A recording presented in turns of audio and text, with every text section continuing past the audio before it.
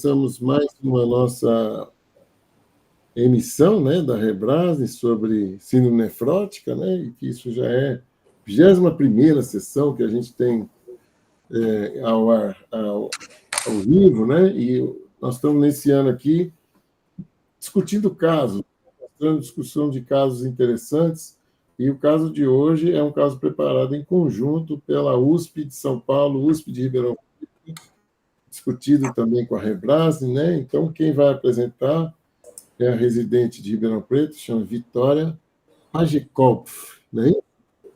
Como é que fala, Vitória? É Pagekopf. Pagekopf. É da onde é esse nome? É alemão. Alemão, boa. O meu cor é alemão também, pronto.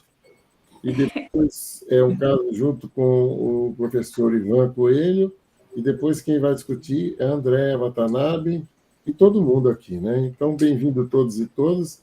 Vamos começar, pode ir, André, ou Vitória. Já vou colocar aqui para abrir.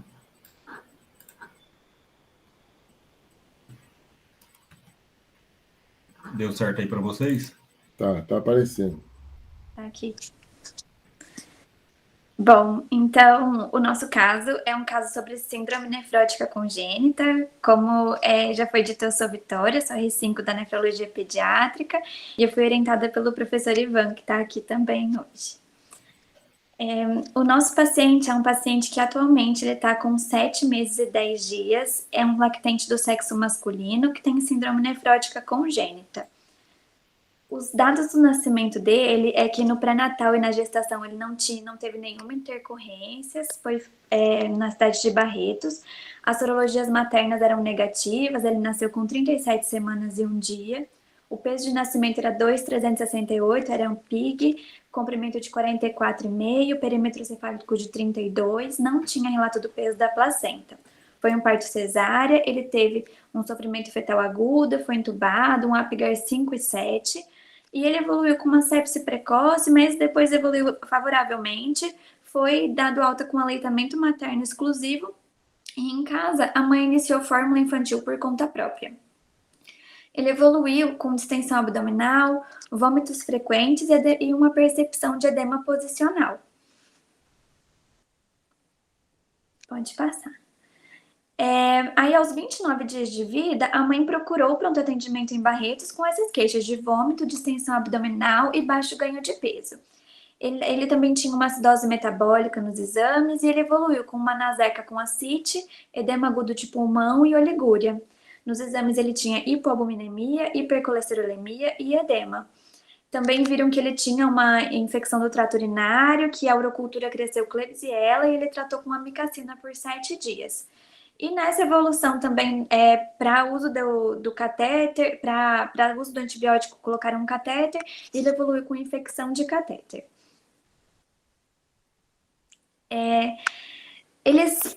A mãe percebeu que ele tinha esse edema posicional, contou para os médicos da origem que a filha dela também tinha esse edema e tinha o diagnóstico de síndrome nefrótica congênita, uma outra filha.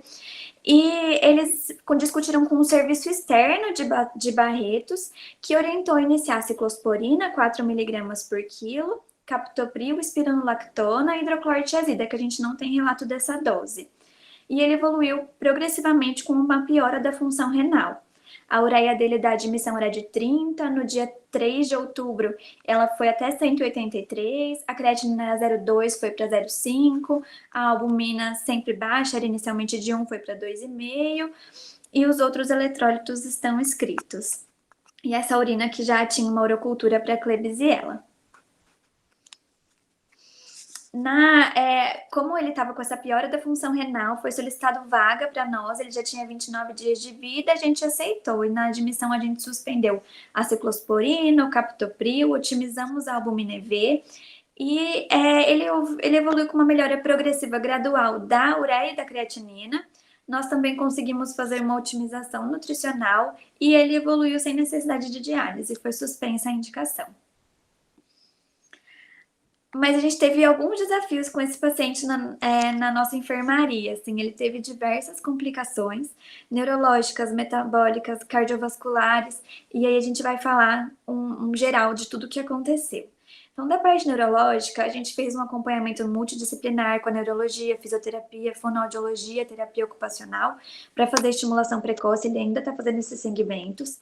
Ele evoluiu também com crises convulsivas, que estavam em vigência de hipomagnesemia. Foi iniciada a reposição de magnésio VO, mas por orientação da neurologia foi iniciado fenobarbital e ele aguarda uma ressonância. Da parte cardiovascular, eco e eletro são normais, mas ele evolui com infecções sequenciais e também choque séptico. No momento das infecções, ele tinha ganho de peso flutuante e o controle cardiovascular ficava mais difícil nesses momentos da infecção. Para tratar as infecções, a gente precisava de alguns acessos, a gente tentava inicialmente com o periférico, mas ele perdia frequentemente, e aí, funcionando o acesso central, ele evoluiu com trombose de catéter. E ele também tinha uma anemia, que depois a gente iniciou eritropoietina para ele. Da parte infecciosa, então, ele tinha essas infecções de repetição. As principais foram associadas ao catéter central, pneumonia e uma peritonite bacteriana presumida. A gente solicitou avaliação conjunta com a equipe da Imuno, que diagnosticou uma hipogamaglobulinemia com IgG inferior a 140 e foi realizada a reposição da imunoglobulina subcutânea, que ele ainda faz semanalmente 200 mg por quilo. Também a gente atualizou as vacinas durante a internação, nos momentos que ele ficou mais estável. Pode passar. Da parte gastrointestinal e nutricional, ele tinha hipoglicemias muito frequentes, principalmente nos momentos de infecção, e ele também tinha distensão abdominal, que foi um dos motivos que ele foi encaminhado inicialmente para o pronto atendimento de Barretos. A gente fez uma hipótese de APLV, iniciou Neocate para ele, mas com o teste genético que a gente solicitou, ele teve um diagnóstico genético de galactosemia, que a gente vai falar um pouquinho mais para frente. Já estava adequada a fórmula, a gente manteve a fórmula alimentar. E ele também tinha uma dificuldade de aceitação via oral e em uso da sonda nasoenteral, ele perdia frequentemente. A gente tinha dificuldade de progredir a dieta, era um peso que flutuava muito e tinha uma limitação da bioimpedância pelo peso do paciente, e a gente indicou uma gastrostomia que ele colocou em 17 de janeiro desse ano. Ele também teve alguns distúrbios hidroeletrolíticos durante a internação, com hiponatremia, hipomagnesemia e hipocalcemia. E essa é a evolução dele durante a internação. Então, ele nasceu em agosto, com 30 dias de vida, né, foi encaminhado para o nosso serviço, que, na verdade, procurou para atendimento na origem, onde foi iniciado ciclosporina e captopril. Com 40 dias de vida em lesão renal aguda, ele foi encaminhado para o nosso serviço, suspensa essas medicações, suspensa a indicação de diálise. A gente investigou por conta desse histórico familiar e a gente viu que ele tinha uma mutação MAG2 e a galactosemia. Para tratamento das infecções e para uso da albumina, a gente precisou de catéter e ele evoluiu com uma trombose da veia jugular e da subclávia. E depois de 4 meses internado, a gente optou, assim, com muita dificuldade, porque nós não gostaríamos de ter colocado, mas a gente optou por colocar um acesso de longa permanência para garantir o tratamento que ele precisava. Então, aos 5 meses a gente colocou, esse é um raio-x do catéter de longa permanência dele, é um Broviac de 4.2 frente. A nossa ideia inicial era colocar ele em jugular, e era a proposta também da equipe cirúrgica, mas no intraoperatório ele tinha ultrassom de veias que não tinham alterações, não tinha trombose, mas no intraoperatório, com radioscopia e com ultrassom, eles não conseguiam progredir o acesso na jugular bilateralmente, na subclávia, e aí eles optaram por colocar um acesso na femoral. Ele faz um túnel, ele é parcialmente implantável, então o orifício de saída é fora da região de fralda, mas ele é femoral. E foi assim que o nosso paciente evoluiu de ganho de peso e estatura. Então, ele tá ganhando peso, tá ganhando estatura, mas ainda tá inferior ao P1. Esse é o perímetro cefálico dele. E esses são os exames dele durante a internação. Então, tinha a creatinina mais elevada no dia 3, quando ele foi admitido, mas depois ele evoluiu com uma creatinina normal e atualmente é menor que 0,15. A uréia é de 231 e atualmente de 27, 30, que é o que mantém. A albumina, a relação, então. A gente coleta essa relação e a gente tenta todas as vezes coletar antes da infusão de albumina, que eu vou falar um pouquinho mais pra frente, mas ele tinha uma relação que a gente tem no nosso sistema, que é grama por grama, de 221, 177, e a menor relação de proteína creatina dele atualmente é essa de 22.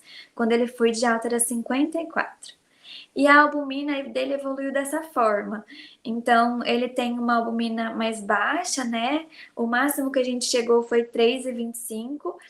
E a gente, com esse edema flutuante dele, dificuldade de progredir a dieta, a gente iniciou a reposição de albumina. Inicialmente, a gente começou essa reposição diariamente. Do dia 17 a 24 de outubro, ele perdeu o acesso periférico que ele tinha e ele ficou sem reposição de albumina. Foi um momento que ele edemaciou muito, ele também fez algumas hipoglicemias que a gente precisava de acesso, não conseguia. E aí, depois que a gente conseguiu colocar um acesso nele, a gente voltou a fazer diariamente. A gente tentava eventualmente reduzir para 3 vezes na semana, 4. Então teve um período em novembro que ele ficou com 5 vezes na semana, mas depois, em evidência de infecção, a gente tinha que voltar. E atualmente, né, desde a alta hospitalar, que foi no dia 6 de fevereiro, como mostra no gráfico, a gente conseguiu passar para 1, 2 vezes na semana e atualmente a gente conseguiu reduzir para albumina 1 vez na semana. Aqui embaixo, eu coloquei o volume de fórmula que ele recebia por horário. Então, inicialmente, a gente não conseguia nem passar muita fórmula para ele. E atualmente, a gente já está recebendo 100 ml de 3 em 3 horas, que dá aproximadamente 140 calorias por quilo e 3 gramas por quilo de proteína. Então, esse é o aporte nutricional dele. Atualmente, ele está com 5 kg 290, uma estatura de 60 centímetros. A gente faz uma fórmula com maltodestrina e óleo, e são 110 ml, 6 vezes ao dia, com 136 calorias por quilo por dia e 3 gramas de proteína. E a nossa programação é fazer um aumento até 3,5 gramas por quilo de proteína, com 150 ml por quilo por dia de fórmula. Aí, então, a gente tinha parado nesses 4 meses, que foi no momento que a gente indicou o catéter, a gastrostomia, que foram no mesmo tempo operatório. Foi realizado durante toda a internação um tratamento multiprofissional com a cirurgia pediatra, imunologia, endocrinologia, entre outras equipes.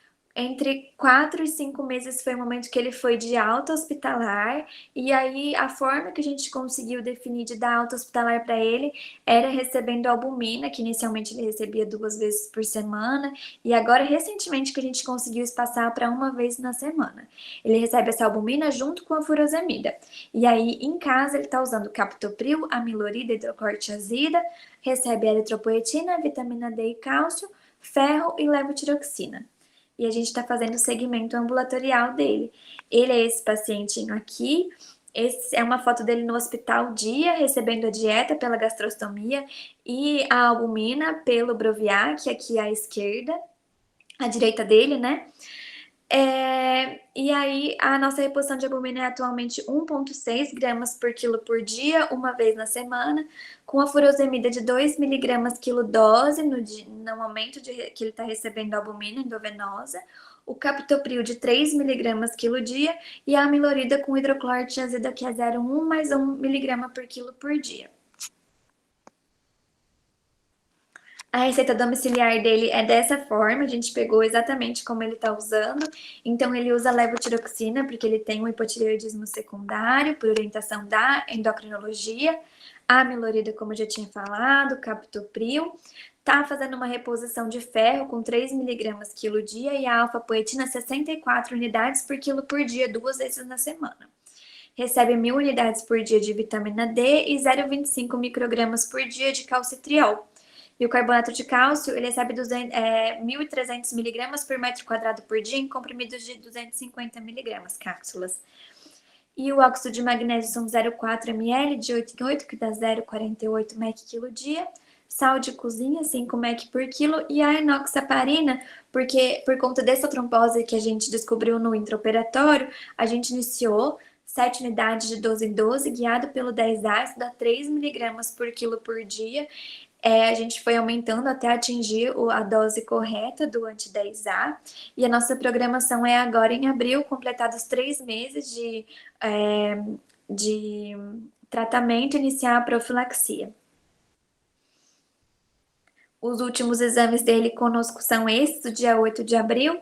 Ele tem uma ureia de 27, uma creatinina menor que 0,15, uma albumina de 2,31, sódio de 139, potássio de 4,61, um cálcio total de 8,55, que corrigido fica 9,9, o iônico 1,24, fósforo de 5,8, fosfatase de 193, um PTH de 73, a vitamina D dele, que é de outubro ainda, é do dia 14, a gente consegue pedir menos frequente a vitamina D, e a relação proteína-creatinina de 22.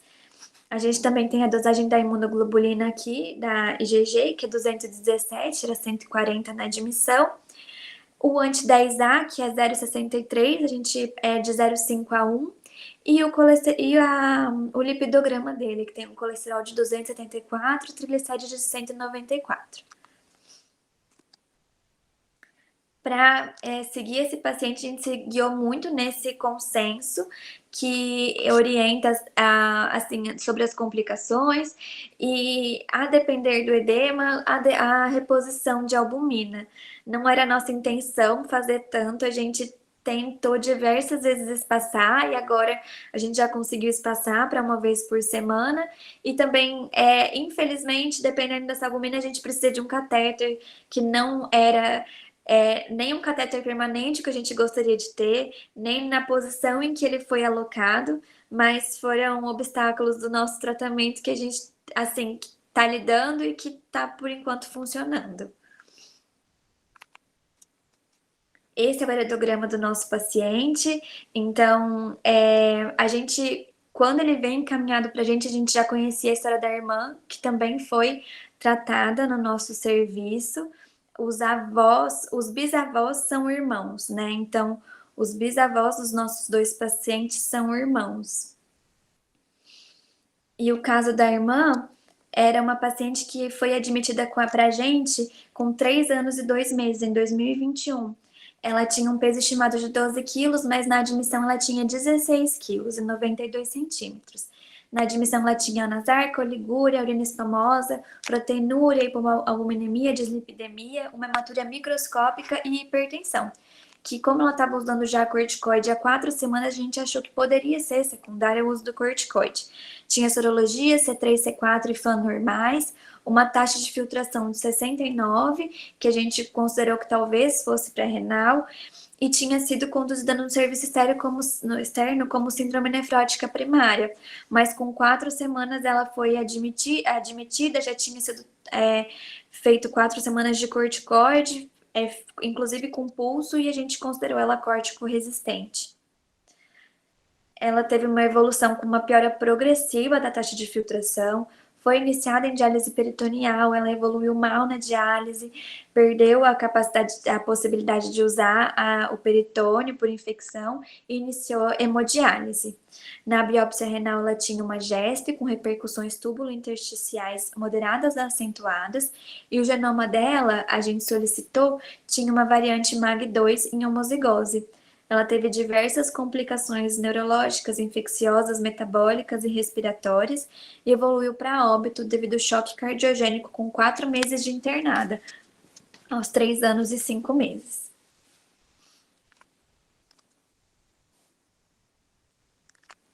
quando esse paciente ele chegou para a gente em outubro, ele já tinha, a equipe de Barreto já tinha feito contato com a doutora Andréia, que tinha feito sangue e identificou a mutação MAG2. E aqui a nossa equipe, junto com a equipe de genética, solicitou o genoma raro dele, que veio essa mutação também MAG2, além da galactosemia. Esse é o genoma do nosso paciente, né, que tem essa mutação MAG2 e a galactosemia.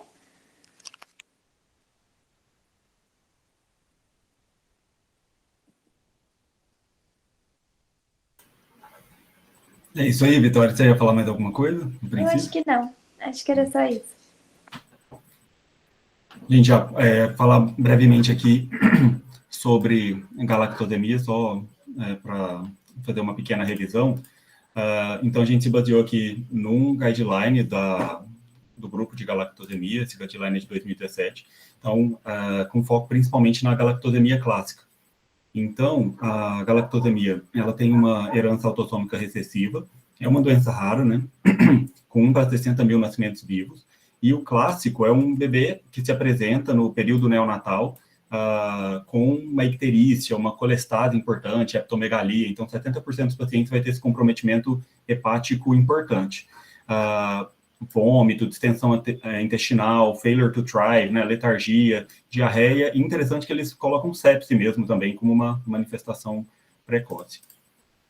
A galactosemia clássica é considerada um erro inato do metabolismo da galactose, então a galactosemia tipo 1 seria 100% da deficiência de galactose 1-fosfato uridimetiltransferase. Então, no caso, GALT, que é o caso do paciente. Quando essa deficiência é total, então ele seria galactosemia clássica.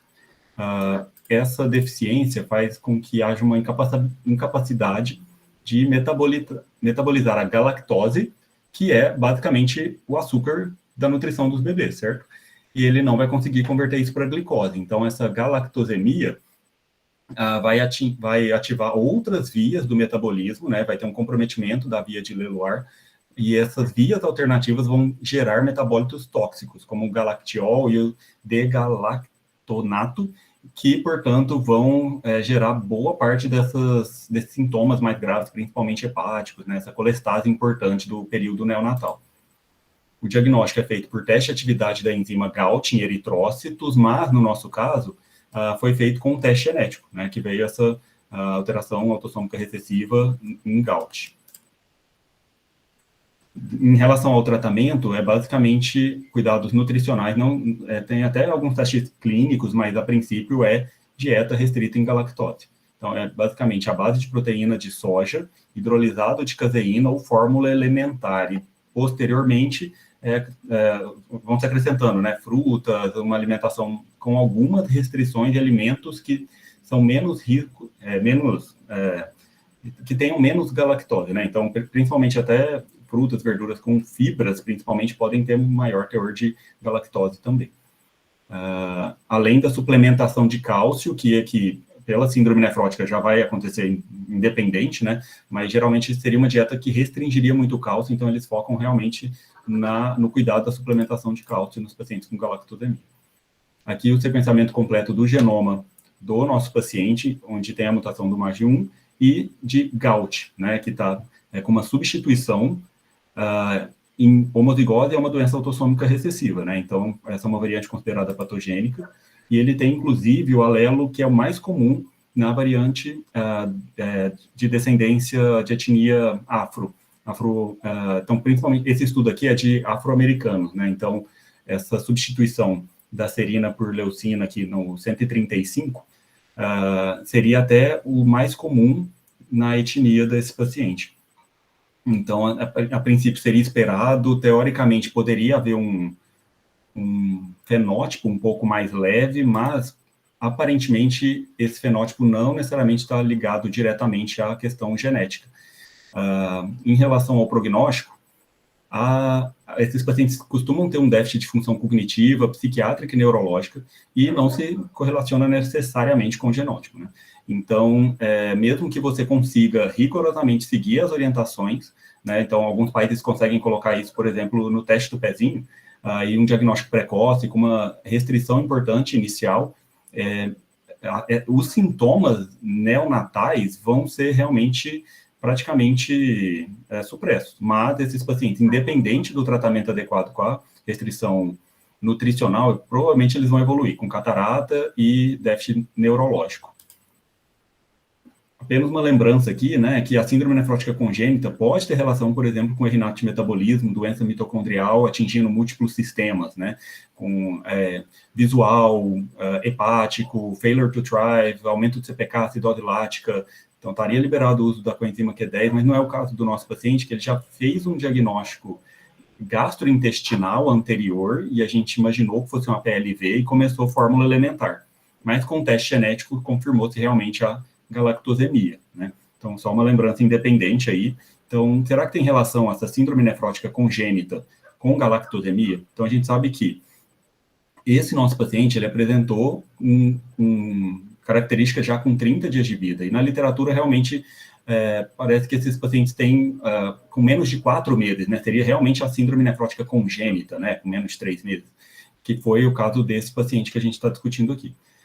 Engraçado que a irmã apresentou, aqui está 5 anos, mas foi com 3 anos, né, então na literatura também fala dessa diferença de fenótipos em pacientes da mesma família, com a mesma mutação, e pode haver realmente uma diferença, mas realmente teve essa diferença importante. Será que ter alguma outra doença associada fez com que esse agora tivesse uma manifestação mais precoce, né?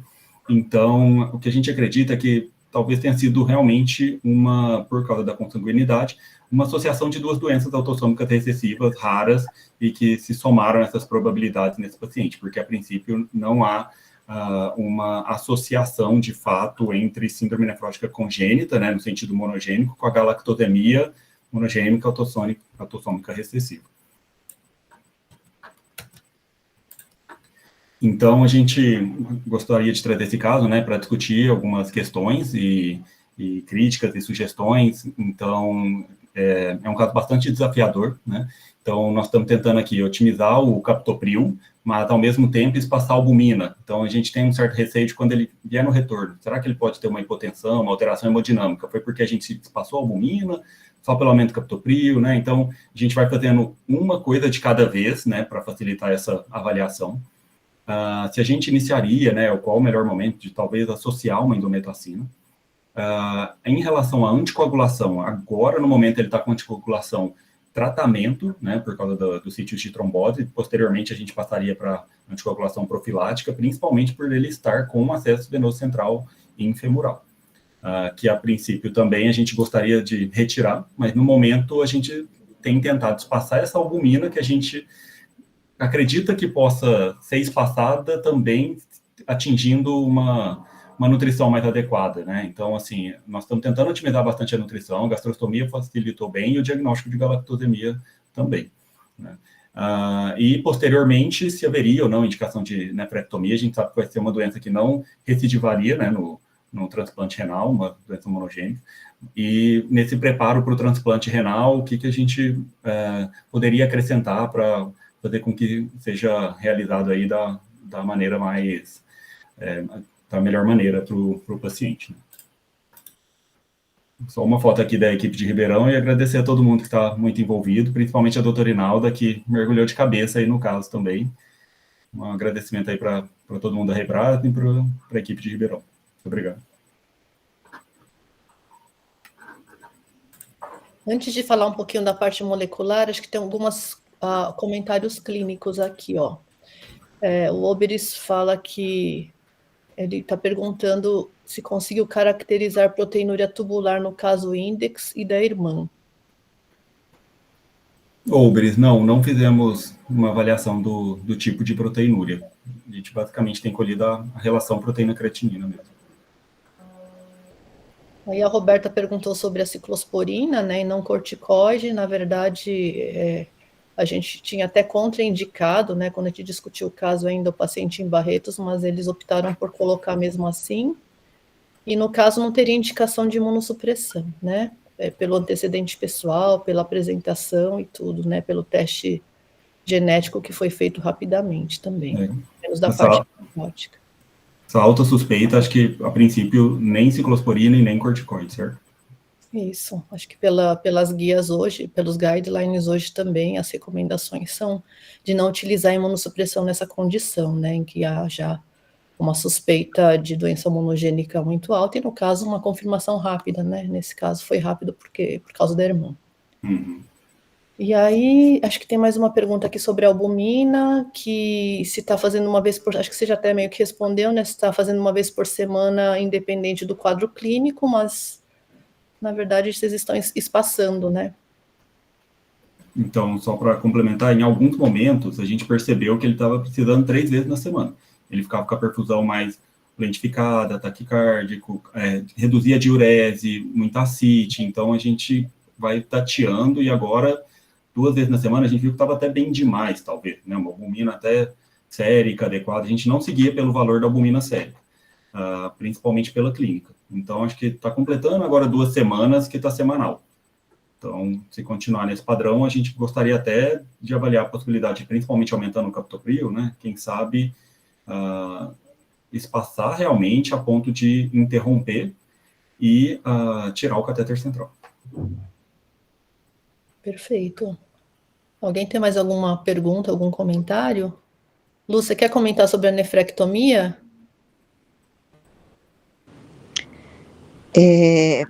Então, a nefrectomia é bastante discutível, né, na literatura. Alguns centros preconizam fazer a nefrectomia para você não chegar no transplante com uma hipoalbuminemia, que favoreceria uma trombose no pós-transplante imediato. E também para facilitar, nesse caso não, mas para facilitar o diagnóstico de uma recidiva de síndrome nefrótica, né, no pós-transplante. No caso no nefrótico congênito, às vezes uma alternativa é fazer a nefrectomia de um dos lados para diminuir a proteinúria, favorecer o controle. Nesse caso, eu acho que eu nem indicaria, porque vocês estão conseguindo um bom controle, né? Mas quando o controle está muito difícil, a nefrectomia de um dos lados, a gente já fez algumas vezes, e a gente deixa para fazer a segunda nefrectomia algumas vezes no momento do transplante. Então, são várias possibilidades, né? A nossa experiência, assim, é de não necessidade de fazer a nefrectomia bilateral antes do transplante.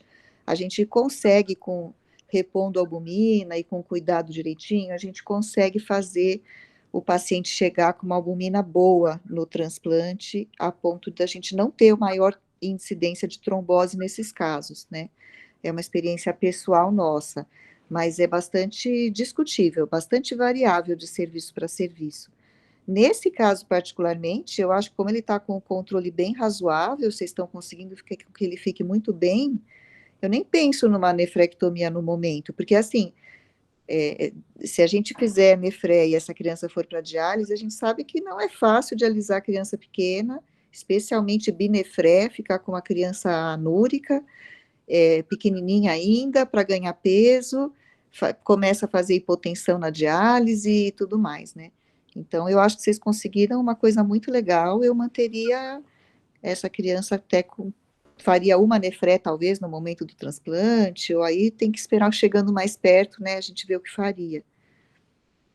É o bom que, nesse caso, ela está com uma função renal muito boa, então é até possível que esse rim tenha uma sobrevida bastante grande aí, né, de vários anos, até facilitando depois o manejo, né, como a doutora Vera Belanger hoje não pôde participar, mas ela comenta dos casos, né, de alguns casos que ela tem seguido também. Está aparecendo, se continuar nesse ritmo, que pode seguir mais ou menos nesse sentido, né?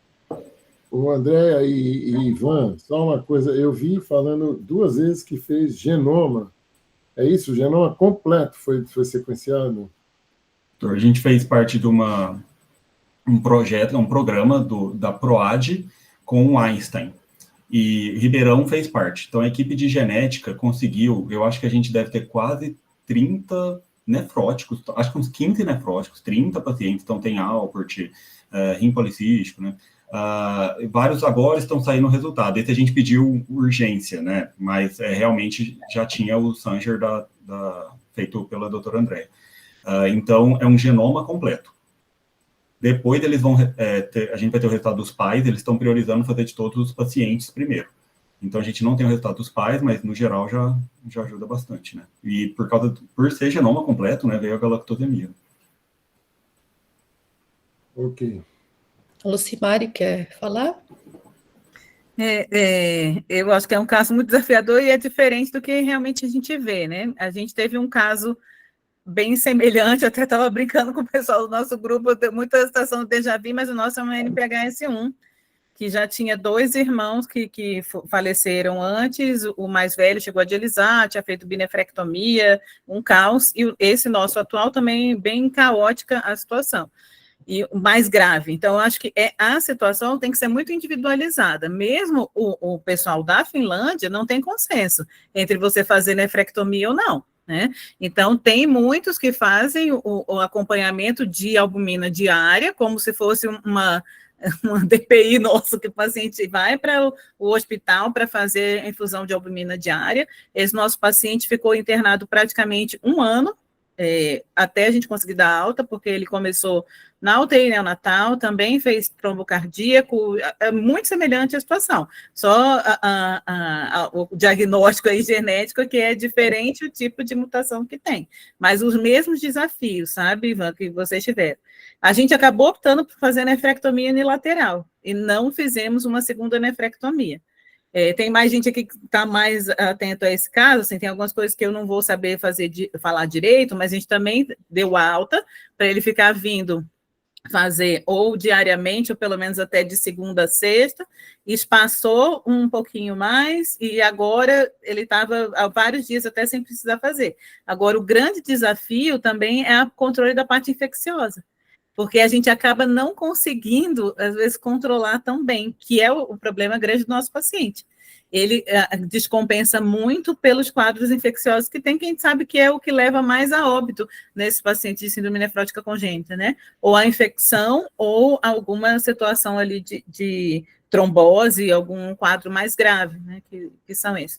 Mas nesse caso a gente optou por fazer a nefrectomia porque a gente achou, até com o comparativo do que tinha acontecido com o primeiro irmão, porque a irmã acabou falecendo muito rápido, ela tinha uma cardiopatia ali junto também, então a gente não quis fazer a binefrectomia, mas também achou que se a gente não fizesse uma nefrectomia unilateral, a gente não ia conseguir levar ele um pouquinho mais para frente, e continua sendo um caso bem desafiador, que a gente espera que ele consiga chegar num resultado, né, de ter um peso que a gente consiga transplantá-lo. Então, é o desafio que a gente está, que é bem parecido, acho que é com o de vocês, com o agravante dele está um pouquinho mais complicado.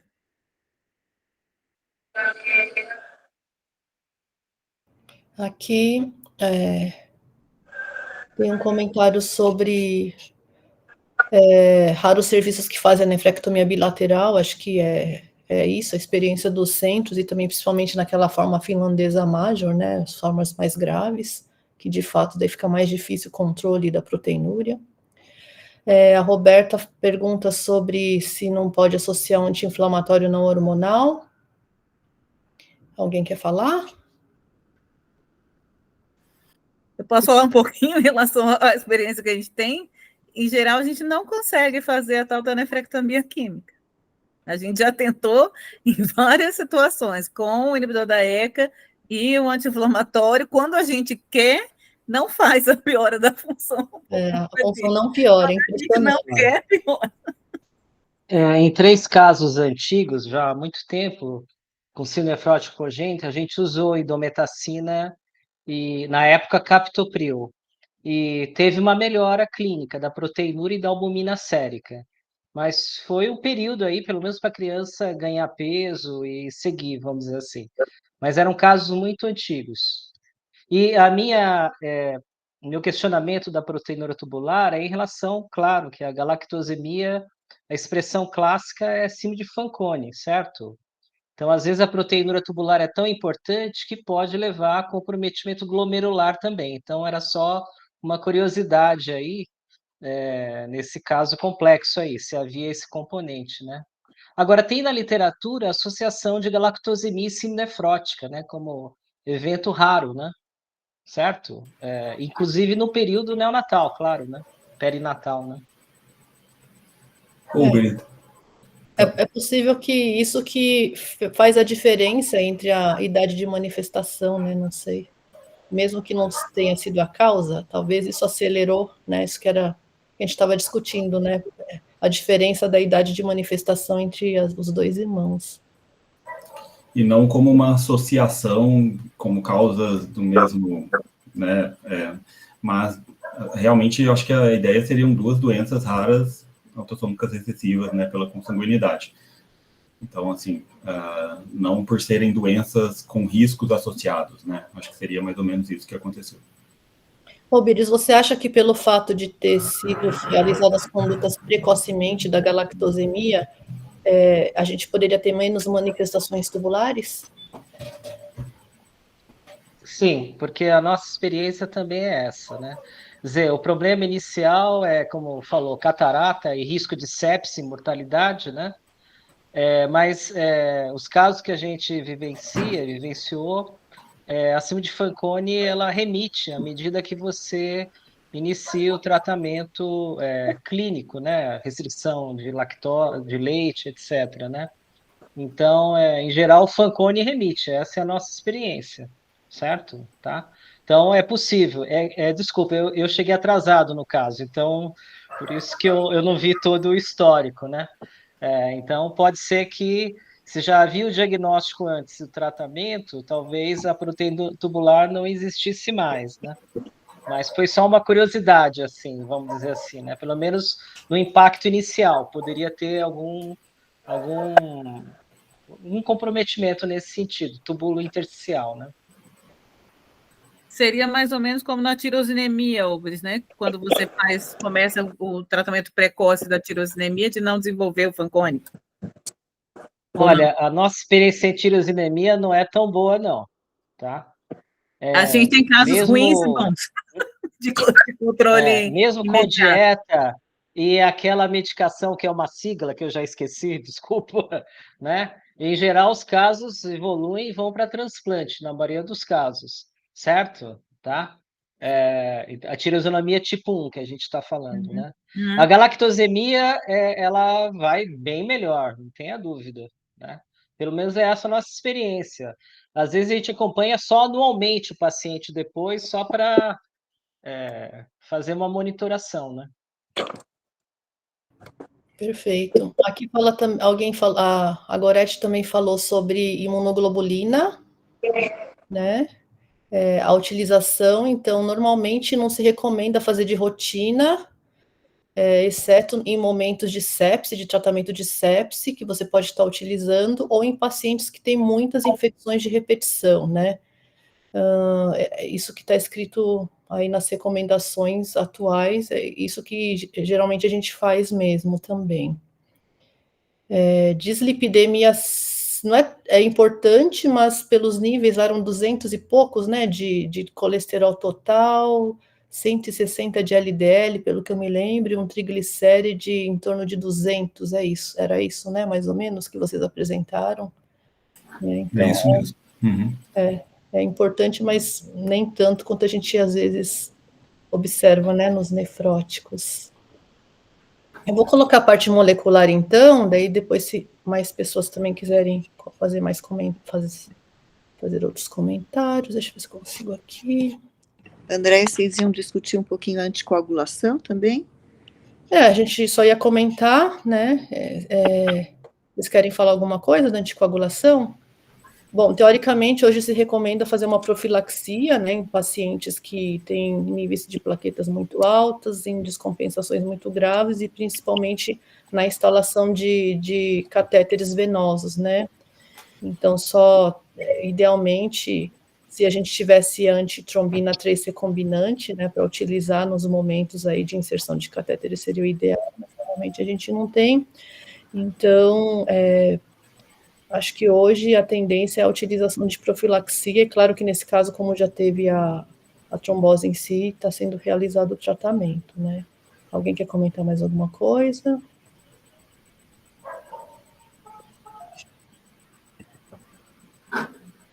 Ups. Só um pouquinho aqui que foi para o final.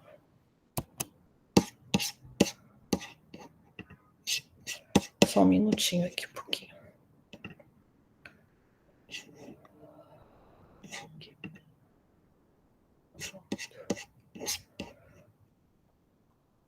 Vocês estão vendo minha tela? Só não está no modo apresentação ainda. Tá, então tá bom.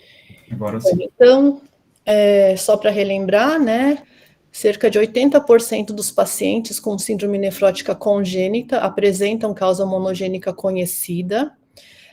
Aqui, só para relembrar as localizações dos produtos proteicos, né, dos genes conhecidos, esses já não são todos, mas já tem a maioria aqui.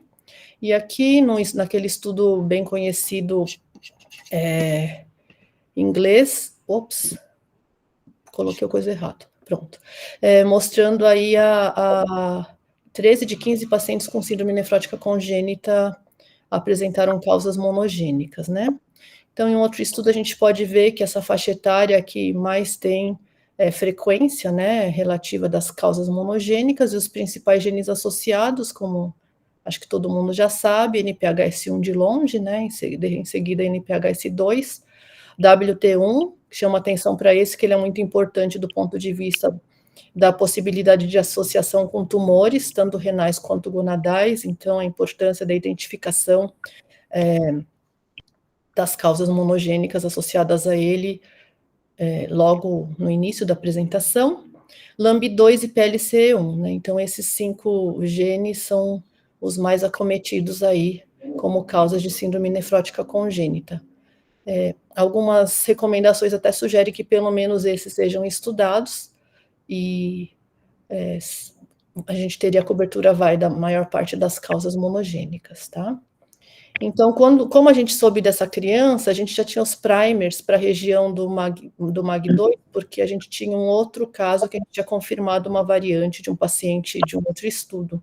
Então, por isso que foi muito rápido a gente fazer. Eles enviaram um material genético do paciente, do pai e da mãe. Então, vocês podem observar aqui, grifado, né, que o pai e a mãe eram heterozigotos para a mesma deleção, e o paciente homozigoto, né, aqui no sequenciamento de sangue.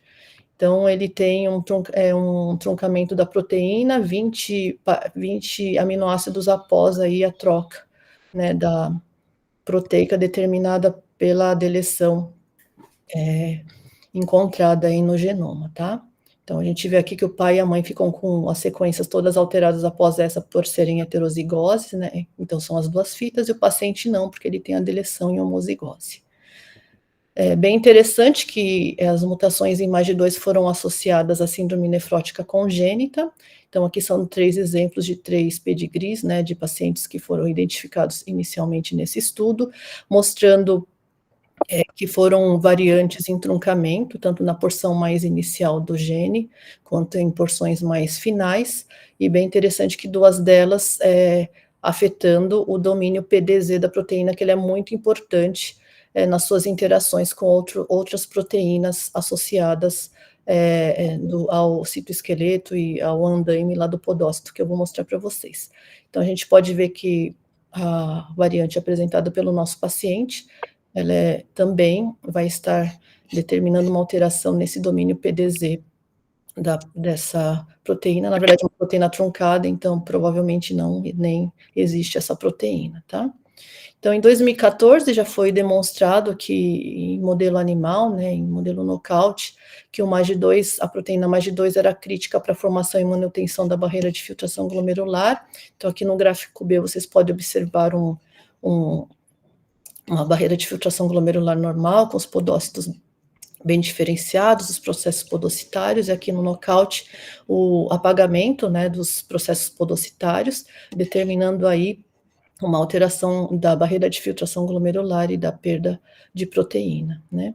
É interessante que a proteína MAGE2 ela vai interagir principalmente com a porção intracitosólica aqui da nefrina, né, demonstrada aqui, então por essa sequência de aminoácidos é a região onde existe essa interação, e mostrando também que o MAGE2 junto com outras proteínas como dendrina e CD2AP, elas são importantes tanto na interação com a nefrina, quanto também na interação com o citoesqueleto. Então, olhando aqui, né, a gente observa aqui a proteína MAGE2, essa comprida aqui, mostrando todos os seus domínios PDZ, que são os mais importantes ao interagir com outras proteínas, já assim faladas, né, CD2AP, etc., e mostrando também a sua porção aqui, PDZ5 interagindo com a nefrina e também com o NEF2 aqui em outro momento, tá? Então, essas proteínas, ela parece ser muito importante para estabilizar,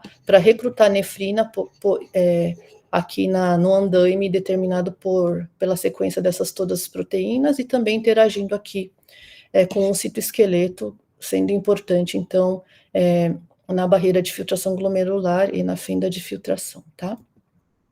Então, só para resumir, bem importante, só vou falar, finalizando o diagnóstico, né, a história, a avaliação clínica e laboratorial inicial bem importantes, como foi falado aqui. Então, hoje, o sequenciamento genético na síndrome nefrótica congênita já é considerado primeira linha diagnóstica, né, pela sua importância em determinar tratamentos, prognósticos, etc. Muito importante também o aconselhamento genético diante dessa condição, e também comentando que a biópsia renal hoje sugere se realizar apenas se o diagnóstico não foi esclarecido com sequenciamento genético, em síndrome nefrótica congênita, formas esporádicas e não sindrômicas, né? Então, só fica reservado para uma porcentagem muito pequena dos casos a biópsia hoje. Deixa eu só parar aqui.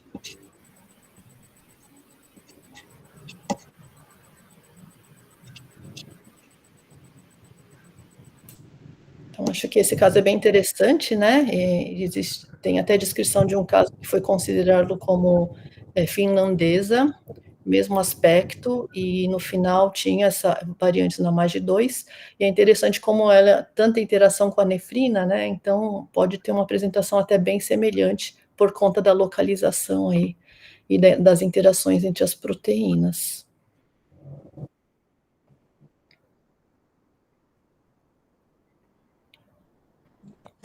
Eu fico aqui pensando, nós fizemos um levantamento de 890 crianças que tinham 240 córtico-resistentes, e desses 890 teve apenas 17 oportunidades de estudo genético, né? Então, que grande lacuna que a gente ainda tem a preencher no nosso meio para fazer esse tipo de diagnóstico, que é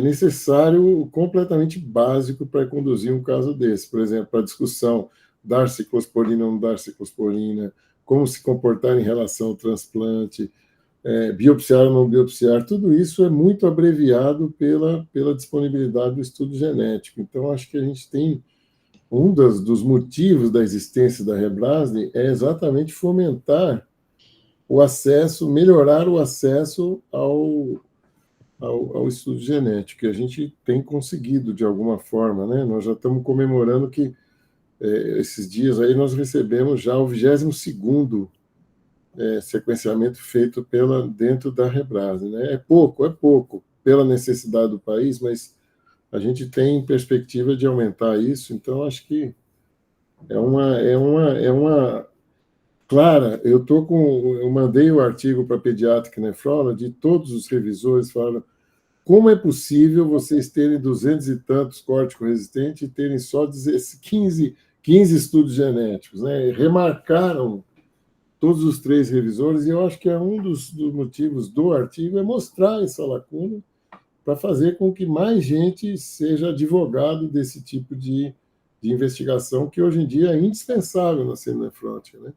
E um caso tão coitado dessa criança, né? Um caso tão difícil como esse, sem o acesso a isso, não é possível conduzir, tá certo? Não é uma coisa, é uma frescura, esse pessoal está querendo exagerar, está querendo fazer... Não, é uma necessidade mesmo, uma coisa básica, né?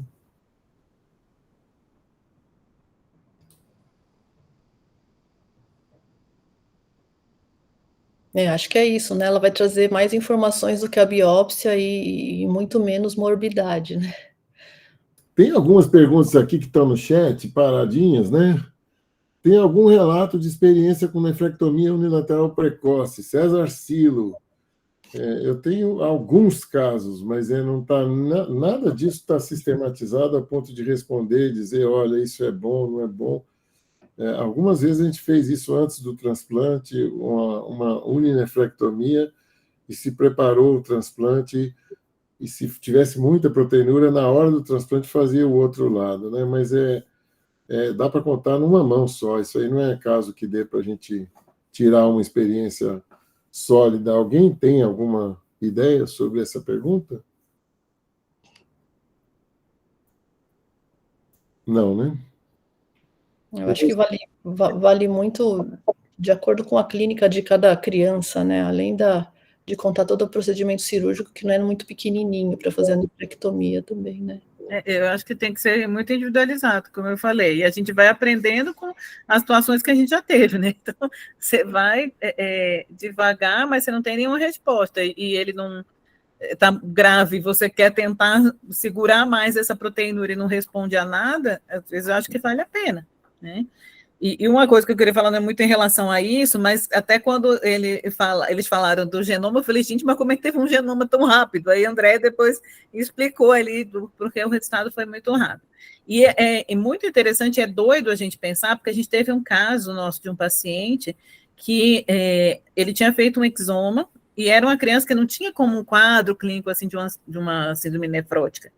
E depois ele acompanhou com a gente, com a neuro, e ele dialisou, já foi meio que direto para hemodiálise, por uma série de complicações.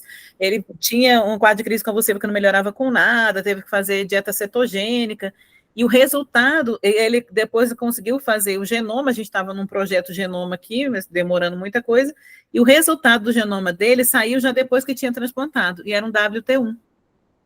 A gente acabou fazendo a nefrectomia no pós-transplante, depois ali. Mas ele tinha feito um exoma que não tinha aparecido nada, e aí quando fez o genoma, então para a gente pensar que muitas vezes você tem que ter, ou pegar uma coisa que seja mais, que pegue pelo menos aqueles genes que você falou, né, Déia? Mas a gente não pensava numa síndrome nefrótica nesse menino. Então, é doido isso, porque às vezes você acaba encontrando uma outra coisa na hora que você faz um exame mais completo, como que vocês falaram. Nesse caso, só conseguiu ver as duas situações porque fez o genoma, né? E a gente não tem, muitas vezes, até um acesso, estou falando até independentemente da rebragem, Paulo, mas muitas vezes a gente não tem um acesso a algum painel, né, só de síndrome nefrótica com esses genes mais específicos. Então, o ideal é que realmente isso suplantasse, até que conseguisse fazer com mais facilidade, até para suplantar o preço, por exemplo, de uma biópsia, porque a gente, mesmo pelo SUS, você não consegue fazer, não sei se você está em um centro que você já tenha todos os tipos de biópsia, mas em muitas situações pode ser que chegue que essa parte genética seja mais barata do que você fazer uma microscopia eletrônica, por exemplo, né? Que já estamos chegando nisso. Hoje ainda é um pouco menos difícil você fazer a biópsia. Então, às vezes, eu falo isso da situação que a gente tem. Para a gente conseguir uma eletrônica, a gente tem que meio que chorar e justificar mil coisas, e o hospital nunca é ressarcido pelo que é feito.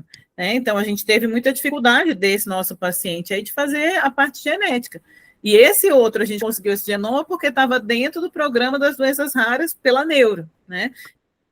Então, isso é complicado, às vezes, nas dimensões que a gente tem, por mais que existam iniciativas, e é realmente muito louvável, e a gente agradece muito, e alguns dos nossos pacientes têm sido beneficiados também aí pela rebragem, ainda não é o suficiente para que a gente consiga disseminar isso, né? Se você tem dificuldade em que alguém que foi orientado por um especialista de não começar uma ciclosporina num bebezinho, porque achavam que tinha que fazer alguma imunossupressão, né, assim, do nada, é difícil você também pensar que vão pedir um exame genético como primeira linha. Tem mais perguntas aqui, olha. Ana Cláudia pergunta, Obelis, tu lembras a dose utilizada de indometacina e captopril quando no uso de nefrectomia química daqueles casos há muito tempo? Pergunto porque talvez o baixo número de pacientes que responderam tenha sido em virtude da dose. Cadê o Obelis? Ele já respondeu aqui, ó. que ele falou? Ah, tá. 0,51 miligrama por quilo de indometacina e captopril de 1 a 2 miligramas por quilo na época. Chegamos a apresentar os 3 casos no congresso com o pôster. Tá bom, Ana Cláudia? Eu achei legal a observação de que quando a gente quer que esse tratamento resulte em queda de filtração glomerular, ela não acontece. E quando a gente não quer, ela vem, né? Quer dizer, é isso mesmo, a realidade é essa mesmo. Tem um comentário do Oris aqui que eu vou trazer para todos, falando: viva a Rebrasne! E da Marina também, vida longa a essa iniciativa. Obrigados. O que mais, hein, gente? Brincadeiras à parte, tem mais dúvidas, questões desse belíssimo caso? Parabéns aí, né? O pessoal de Ribeirão Preto, André também, tudo muito coordenado, né? É possível, né, trabalhar em conjunto, né, e fazer um belíssimo diagnóstico desse tratamento que a criança, em que pese o azar de cair 2 relâmpagos no mesmo lugar, ela está razoavelmente compensada e está em estado clínico razoável, né? Não, acho que a condução está muito espetacular, né? Bonita, com muito capricho, tudo feito com muito capricho. Parabéns aí para vocês, Ivan e Vitória. A Marina está pedindo aí para falar de anticoagulação. Se o que a Andréa falou é só para nefrótico congênito. Olha, as recomendações tendem a seguir a mesma coisa que a gente comentou para os nefróticos de maneira geral descompensados. No Instituto da Criança, já há muitos anos, a gente realiza a profilaxia para toda criança nefrótica descompensada que necessita de acesso venoso central. Isso já faz parte do nosso protocolo, a gente faz sempre junto com a hematologia, né? No nosso protocolo, a gente utiliza a heparina de baixo peso molecular, por causa da experiência já de grande tempo, mas pode ser feito de outras maneiras também. Eu tenho uma questão para a Mara, entre o exoma e o genoma, porque os dois estão caindo de preço, né? Mas ainda a distância é bastante significativa, né? Lá na frente, você vê que isso vai chegar a um nível de ser próximo? Tomara, né? Eu acho que sim. Acho que está começando a cair já o genoma também.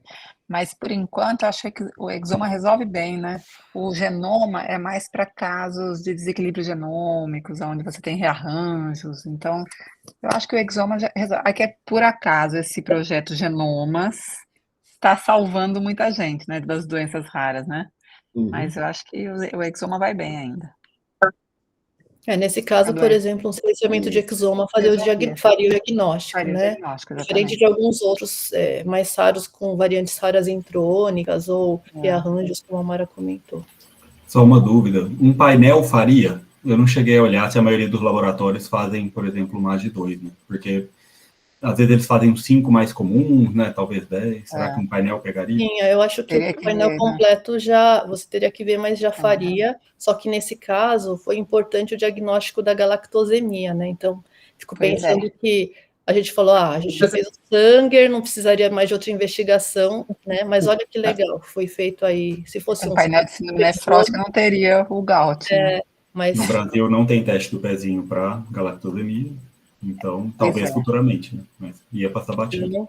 Foi muito bom ter feito, só para pontuar que, nesse caso, o sequenciamento de exoma também faria o diagnóstico, né? Tem mais uma questão da Marina. Ela pergunta, com Clexane, monitorizando anti-10A, ela tá interessada aí na questão da anticoagulação, né? Olha, a gente monitoriza o anti-10A e também isso vai variar de acordo com a albuminemia sérica, né? Esse que é o problema também um pouco.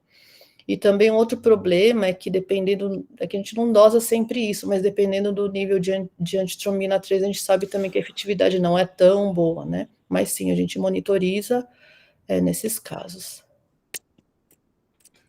Ok, gente, tá muito bem. Eu acho que o caso foi muito, muito bonito.